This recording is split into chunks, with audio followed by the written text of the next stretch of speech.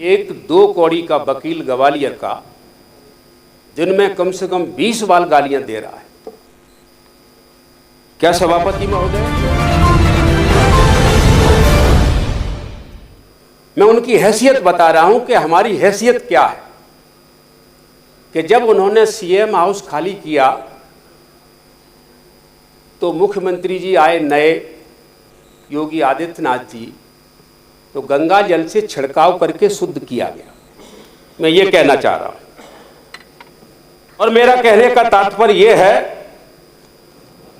कि ये जो कल्पना की थी, जैसे अभी हमारे तमाम साथियों की चर्चा आई, मैं उस बात को करना नहीं चाह रहा हूं। हमारी सामाजिक हैसियत ये है कि बाबा साहेब अम्बेडकर इस पृथ्वी का सबसे बुद्धिमान शख्सियत और संविधान निर्माता, एक 2 कौड़ी का वकील ग्वालियर का दिन में कम से कम 20 बार गालियां दे रहा है। क्या सभापति महोदय, क्या बिना किसी के सहयोग के ये गालियां दे सकता है? क्या इस प्रकार की गालियां दे सकता है? तो मेरा कहने का तात्पर्य यह है, और क्या कहता है वो कि डॉक्टर अंबेडकर ने हमारे देवी देवताओं का अपमान किया है। मैं बाबा साहेब अंबेडकर का एक आंदोलन का जिक्र कर रहा हूं। कालाराम मंदिर में प्रवेश के लिए बाबा साहेब अंबेडकर ने धरना दिया। 2 मार्च 1930 में सत्याग्रह, वो कितना चला सभापति महोदय?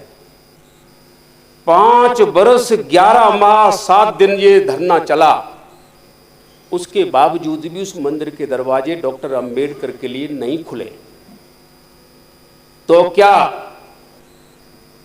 5 वर्ष लगभग धरना चला, मंदिर के दरवाजे नहीं खुले, और खुले तो क्या खुले?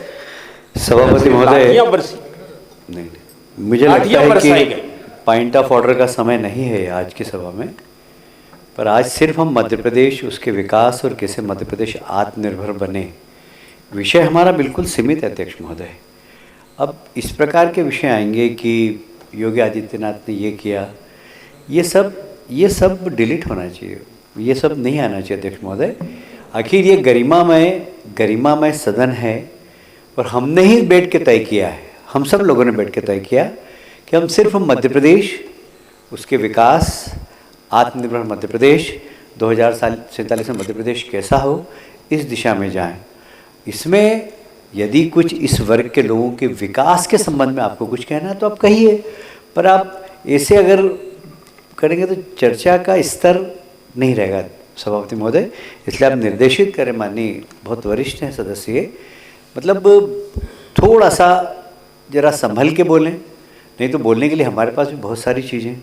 अब एकदम सीधा आरोप लगाना है कि कोई वकील किसी के कहने पे कर रहा है, अरे डेमोक्रेसी में आप किसको रोक सकते हो अध्यक्ष महोदय? बेटे को नहीं बोल सकते हैं आप कुछ आज के समय में? ये वो दुनिया है, और ऐसे समय में इस प्रकार की बातें सदन के अंदर करना ये बिल्कुल उचित नहीं है, और इसमें जितनी भी अनुचित बातें आ रही है उसको विलोपित करना चाहिए, मेरा निवेदन है आपसे। माननीय सभापति महोदया, डॉक्टर साहब की डॉक्टर साहब की बात अलग है, डॉक्टर अंबेडकर साहब की बात, उनके बारे में अगर कोई इतनी बार आप शब्द बोल रहा और सरकार ये बोले कि बाप और बेटे का उदाहरण देकर, तो सरकार को अपना वजूद और सरकार को अपनी अहमियत को समझना चाहिए। बाबा साहब के बारे में ऐसे बोल सकते हैं, फिर महात्मा गांधी जी के बारे में भी बोलेंगे, हमारे जो महापुरुष है उनके बारे में भी बोलेंगे, तो सरकार जिस बात की शपथ और ओथ लेती उसका औचित्य क्या है? फिर सभापति महोदय, माननीय सदस्य से मेरा एक आग्रह है कि आपको बात करते हुए करीब 22 मिनट हो चुके। मेरे को नहीं, वो तो उन लोगों को हो गए, और नहीं मुझे नहीं हुए। मैं आपसे पुनः निवेदन करती हूँ, मुझे नहीं हुए, मेरी बात का आपको मैं पुनः निवेदन करती हूँ सभापति कि आपकी संवेदनशीलता का मैं सम्मान करती हूँ, पर आप उसमें सकारात्मक सुझाव की ओर बात करेंगे तो सदन की मर्यादा और इस आज के इस 1 दिवसीय सत्र का मकसद बेहतर पूरा हो सकेगा। और हम इस सदन में जो नहीं है और जो रिलेवेंट नहीं है उन सभी विषयों को हमने विलोपित करना चाहिए। सभापति महोदय, विलोपित से या उसमें बना रहे कुछ नहीं होने वाला।